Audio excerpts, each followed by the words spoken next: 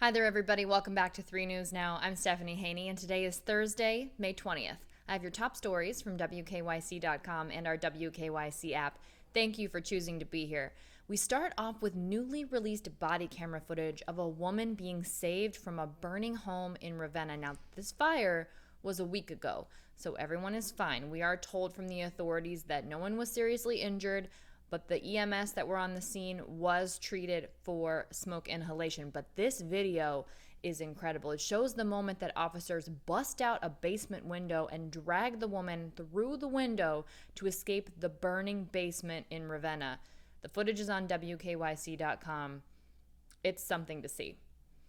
In the latest out of the U.S. Capitol in Washington, D.C., Representative Tim Ryan for Ohio has gone off basically on Republican members of Congress who are not cooperating when it comes to a piece of legislation that would create a commission to look at the January 6 riots in Washington, D.C. Now, yesterday, the House of Representatives passed a bill to create a bipartisan commission. That vote was 252 for, 176 against. Now, all but 35 Republicans voted against the commission.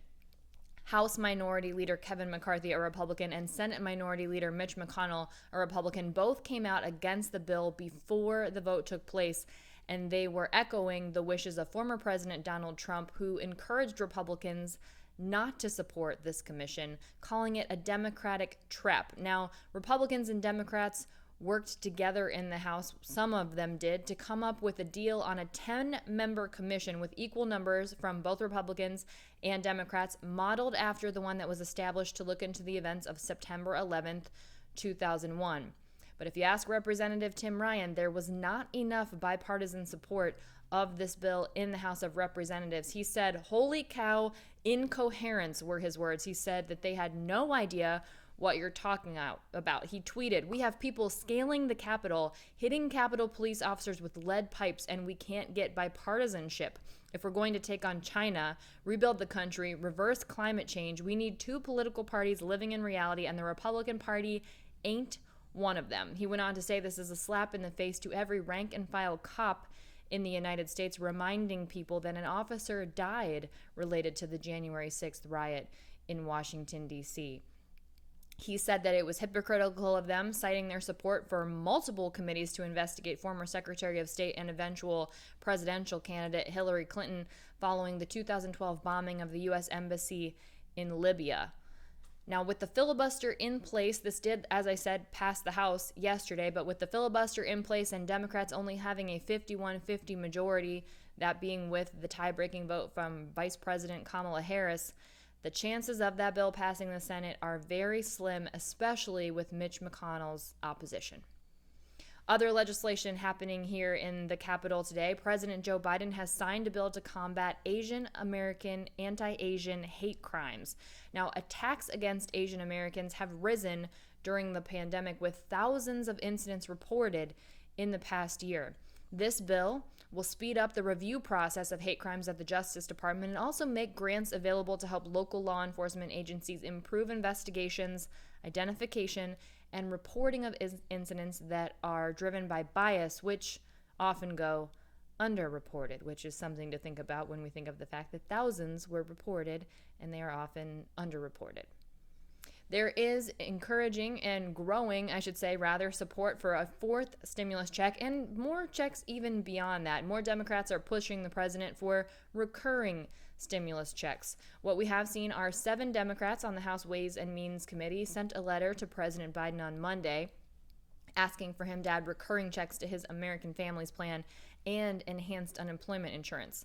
Now, according to Newsweek, the number of Democrats in Congress who want Biden to push for a fourth stimulus check or recurring payments has reached more than 80. And there is a change.org petition that was started last year by a person who owns a restaurant in Denver, and that is calling on Congress to establish $2,000 recurring payments for adults and $1,000 for kids, and it has 2.2 million signatures.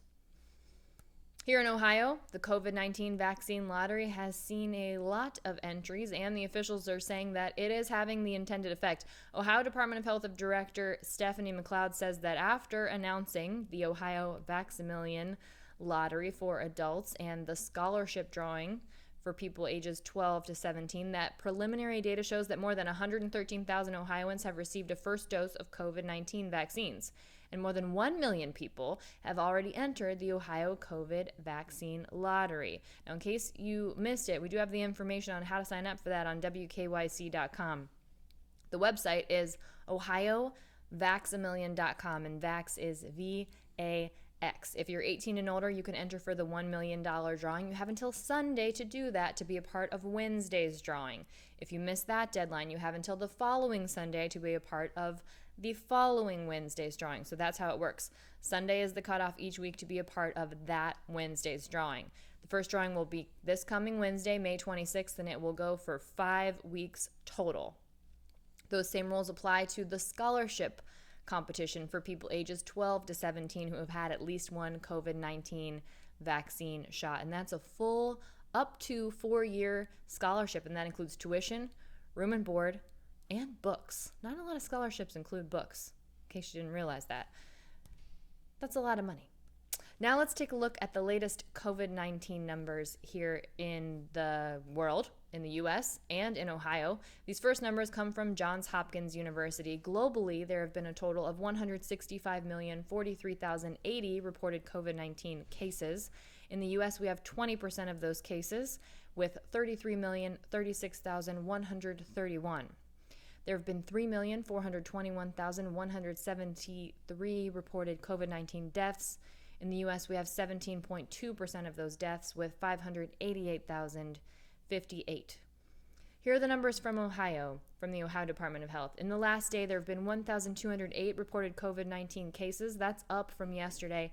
And now the state is sitting at 106.9 cases per 100,000 residents. Now, that is a number that we were watching because Governor DeWine had previously said we needed to get that number down to 50 cases per 100,000 in order to lift the health orders. But he's now said that those orders will just lift on June 2nd because all of the other metrics are getting to where they need to be. In the last day, we've seen 125 new hospitalizations related to COVID-19. That number is up. The number in the hospital, though, 825 people being treated for COVID-19 is down, and 232 of those people are being treated in an ICU. That's also down from yesterday. We've seen 19 new ICU admissions in the last day, and that number is up. Those vaccinated people, here's where those numbers stand here in Ohio. More than 38% of Ohioans are completely vaccinated. That's close to 4.5 million people, and more than 24,000 people have gotten their second COVID-19 vaccination shot of Pfizer or Moderna, or their first and only Johnson & Johnson shot in the last day.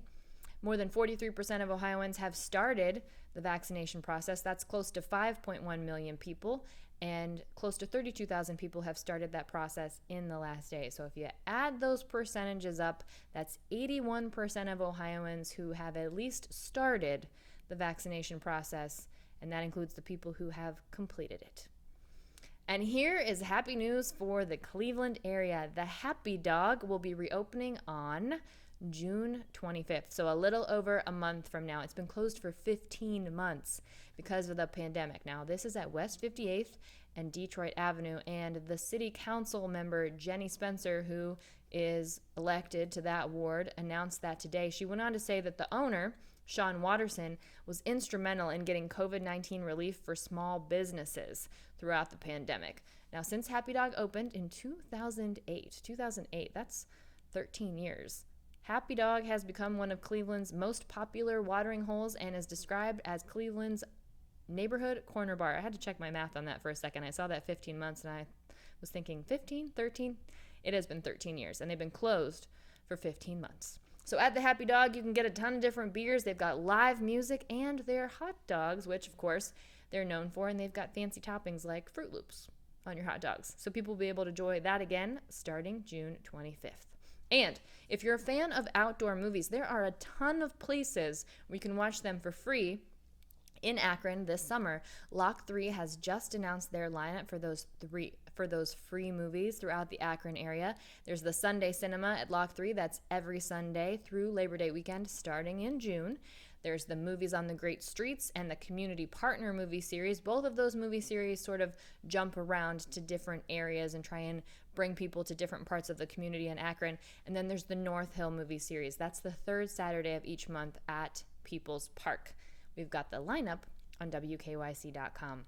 One more thing before we let you go here. There are beautiful, rare photos of 4 deer swimming in Lake Erie on WKYC.com right now, and you have to check it out. It's absolutely incredible. These photos come from Mike Kozar. He's a Northeast Ohio wildlife and landscape photographer, and he was just hanging out at Headlands Beach State Park and Headlands Dunes State Nature Preserve in Menor. He was there for some birding. And he was having a great day birding, but on his way out of the park, he noticed these 4 deer swimming out into Lake Erie. So he sat down on a log, pulled out his camera, used that long lens, and he got incredible photos of these 4 deer in a line swimming in Lake Erie, and also them sort of trotting around on the beach right there after they got out of the water. You got to check it out.